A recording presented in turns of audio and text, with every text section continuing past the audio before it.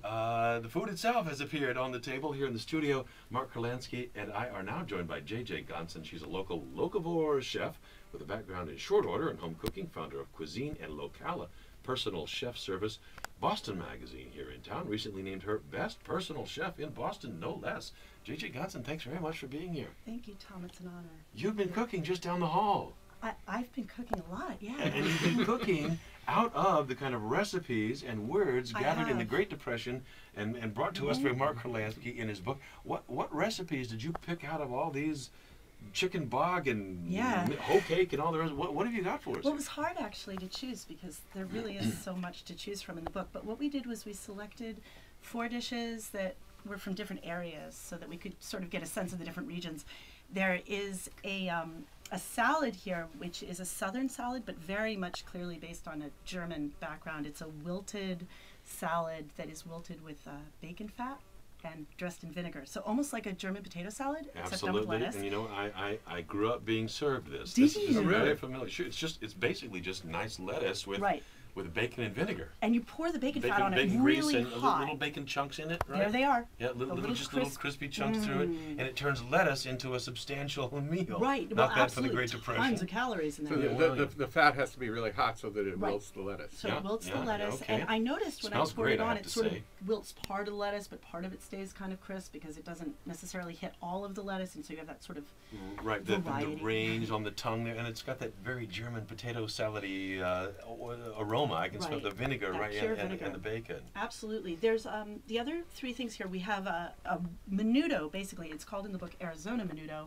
and this is really, boy, this is poverty food. Fancy name. I had no idea what Tripe. menudo. Beef tripe in this case. This lining of the cow's stomach. And what I learned doing this in the last couple days is that, of course, tripe is poverty food because cows have 4 stomachs. Yes. So when you slaughter a cow, you get a ton of tripe.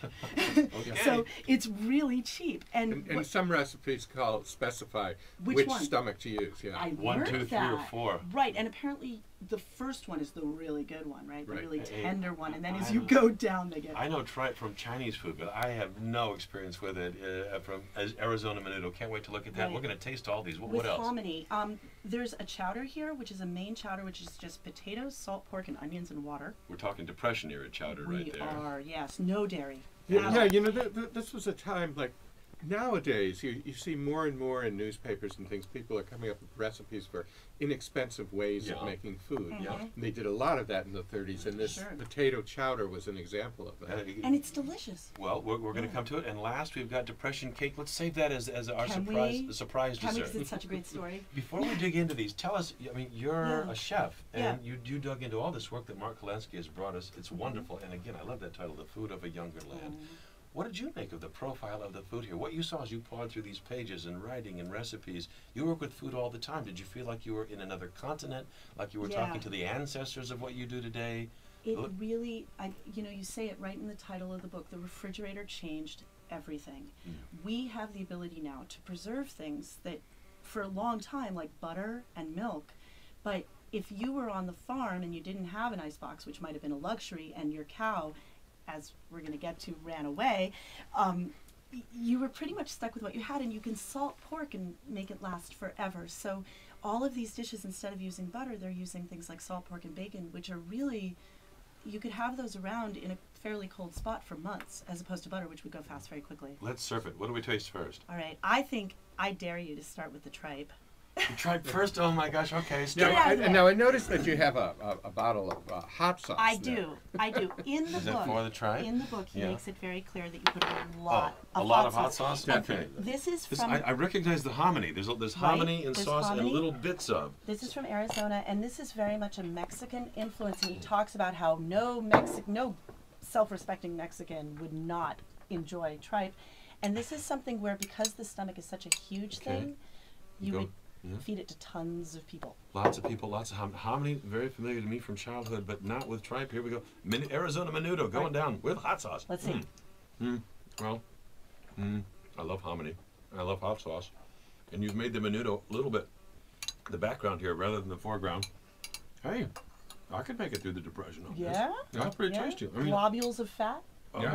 Well, that's floating, glistening on the surface. What were you raised on? Well, I'm from the Northeast, so honestly, I was raised on this. Oh. My mother raised me on food that is not unlike this.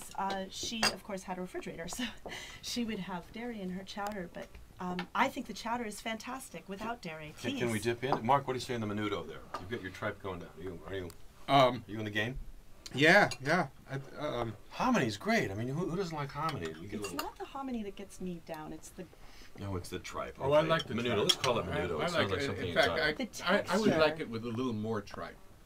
There's a ton of tripe in there, just cooked down to nothing. Right, yeah, it does. Tripe front and center, and now we've got a chowder my here which first looks tripe nothing experience. like a clam chowder you're going to get down at the corner. Potatoes. It's almost an applesauce color. What's that about? That's the salt pork. Oh, okay. And the onions, which were caramelized for half an hour in salt pork. Wow. Yep.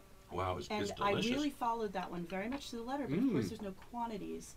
So I was sort of feeling it out. And Well, these writers, Mark, didn't put down recipes that would, like from a cookbook. and Well, stuff. you have to understand that most of these writers had no experience with recording recipes. Right. They weren't even food writers.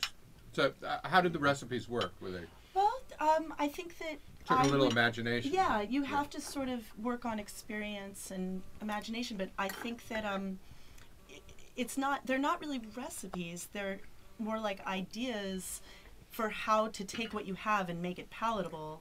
And as that, they're perfect. Well, I'm going for this chowder, though I think I would call it bacon chowder or something. I mean, it's basically just Potato chowder is what they call but it. it's The- strong But pork. it's amazing. Right. Such simple ingredients. It's such a wonderful dish. Absolutely delicious. Salt pork and onions. That's all, pretty much it in there. A little bit of pepper. I had no idea this was going to be that good when I looked at the recipe. And now we're sitting here. It's What about- 1939. I'm very excited about this. This is the wilted salad, which I think is delicious. Gorgeous. And It's- that's just a little bit. So bacon and the bacon fat You and render the fat, Mhm. and then you pour the boiling fat with the little pieces of bacon that have really cooked down to nothing but what's left yeah. of the meat. Okay, I promise I'm eating very light here on this bacon front, but I'm doing it, and it looks very familiar. And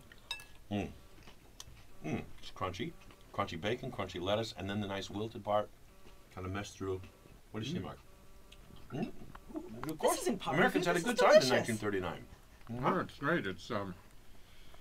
It's really almost more a vegetable course than a salad course. Interesting, right?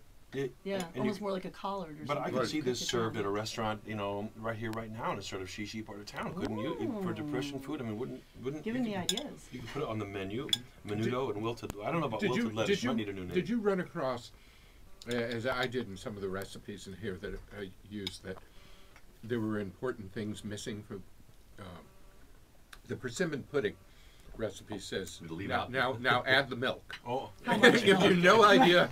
well, Well, honestly, with the chowder, it doesn't say the ratio of salt pork. I sort of assume that in the Depression you're being conservative with the things that are important to you, so you might be more conservative with the salt pork, whereas with the potatoes, you could use a lot of water because that's free, but hey, we've got a lot of listeners out there listening to us eat and wanted to get in on it. I wish we could serve it all around. We're here with Kentucky wilted lettuce, with Arizona menudo, and with what do they call the chowder? Maine potato The chowder. plain Maine chowder, plain, and we're talking very plain here. No clams in this one. All food right out Right. of the pages collected in 1938, 39. Right. 40. And I think part of the fun of these recipes is that you do have to use some imagination. Absolutely.